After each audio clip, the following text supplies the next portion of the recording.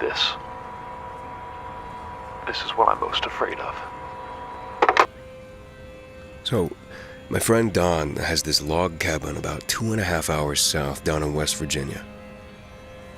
I've heard a lot of stories of musicians retreating away for a bit, and these guys come out of it having written the best music of their lives. I just thought maybe you'd like to take the time away to get an album out.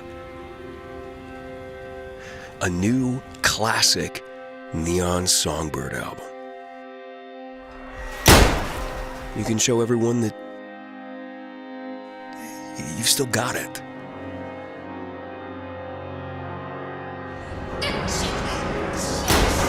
What do you say?